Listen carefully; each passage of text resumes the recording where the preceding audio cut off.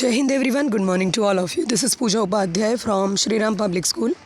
I welcome you all to Shri Ram Public School online classes. Today we are going to see the new topic, that is iron steel industry setup in India in this chapter. So let's start. Iron and the steel factories come up in India. The year was 1904. In the hot month of April, Charles Well, the American galleolist, the Dorabji Tata, the eldest son of the Jamshedji Tata, were traveling in the Chhattisgarh. ये दोनों मिलकर के साथ में travelling कर रहे थे, ठीक है. वे travelling in Chhattisgarh in search of the iron ore deposit, जहाँ पे आयरन ओरा लार्ज क्वांटिटी में अवेलेबल हो. They had spent many months on costly venture looking for the sources of the good iron ore. इन्होंने बहुत ज़्यादा investment expenditure incurred किया था ताकि वहाँ से जहाँ से उन्हें प्योर क्वालिटी के आयरन ओरा फाइंड आउट हो सके. The modern iron and steel plant in India. Jamshedji Tata had decided to spend a large part of his fortune to build a big iron and steel industry in India. But this could not be done without identifying the source of fine quality of iron ore. इसका मतलब जमशेदजी टाटा जो है उन्होंने सोचा था बहुत बड़े पैमाने पे स्टील इंडस्ट्री वो ओपन करेंगे, लेकिन उसके लिए उन्हें एक ऐसे जगह और ऐसे मौके की तलाश थी जहाँ पे उनका ये इंडस्ट्री सेटअप हो और अच्छे पैमाने पे रन कर सके. One day after travelling for many hour in forest, बहुत देर तक जंगल में ट्रैवल करने के बाद कुछ टाइम बाद उन्हें Dorabji came upon a small village, वो एक छोटे से गांव में आए. Find a group of the man, उन्होंने a group of man woman found out किया carrying the basket loads of iron ore. This people were the Agarias. When ask where they had found this the iron ore, जब वो एक गाँव में टहल रहे थे, मतलब ट्रैवल करके घूम रहे थे, थक गए थे, फिर गांव में आए और वहाँ से जब वो लोग एक गांव में फाइंड आउट करने लगे तो उन्होंने देखा कि यहाँ पे बहुत सारे मैन वुमन की जो कम्युनिटी है, ठीक है, उन लोगों ने प्योर क्वालिटी के आयरन ओरा वो लेकर के जा रहे थे. तो उनसे इन्होंने पूछा कि ये आपको कहाँ से मिला, ठीक है. The agrarian pointed the two hill in the distance, उन्होंने एक हिल की तरफ इशारा किया कि वहाँ से वो लेकर आ रहे हैं. Well the Dorabji reach the hill after an existing track through the dense forest. On exploring the hill the geological declare that they had last found what they had been looking for. Finally उन्हें वो चीज़ मिल गई थी जिसकी उन्हें तलाश थी.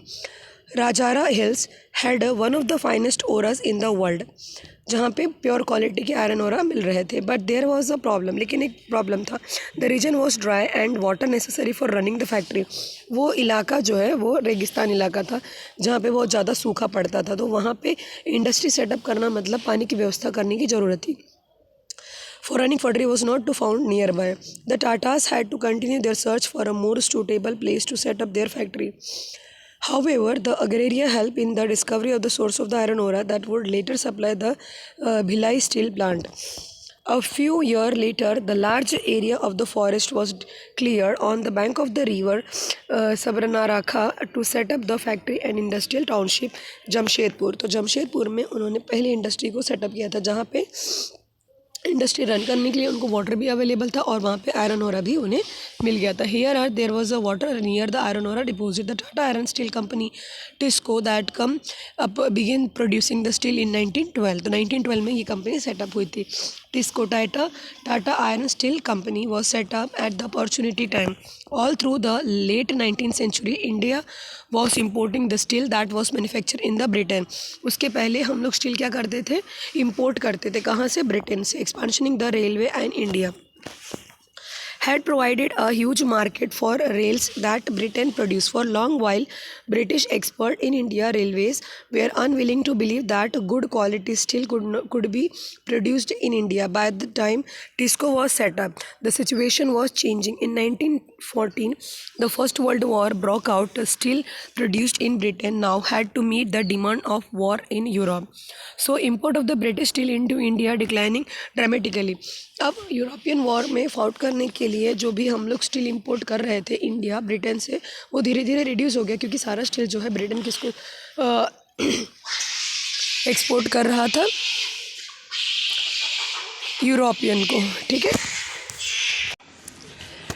By 1919, colonial government was buying the 90% of the steel manufactured by the TISCO. Over the time, TISCO became the biggest steel industry within the British Empire. अब धीरे धीरे ये जो टिस्को है वो ब्रिटिश एम्पायर से भी बढ़ चढ़कर स्टील कंपनी में आ गया था. In case of the iron steel as the in case of the cotton textile industry expansion occurred only when the British import into India declining. जब इंडिया में ब्रिटिश के गुड्स का इंपोर्ट रिड्यूस हुआ, चाहे वो कॉटन टेक्सटाइल की बात हो चाहे स्टील की बात हो, तभी जा कर के इंडियन इंडस्ट्री कॉटन टेक्सटाइल में और स्टील मैन्युफैक्चरिंग में एक्सपेंशन करने लगी. Industrial goods increased. This happened during the First World War and after. As a nationalist movement developed and industrial class became the stronger, the demand for the government protection became louder. Struggling to retain its control over India, the British government had to concede many of this demand in the last decade of the colonial rule.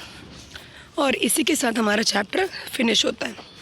Now, today with a video, I am sharing the PDF of the same chapter. Student, whatever this question answer given, like filling the blanks, short answer, long answer till 11. Okay, no need to do the 12th one. Till here you should be complete in your fair copy. If you have any doubts, so you can ask me in the evening lecture. Till that, stay home, stay safe. Jai Hind, take care, have a nice day.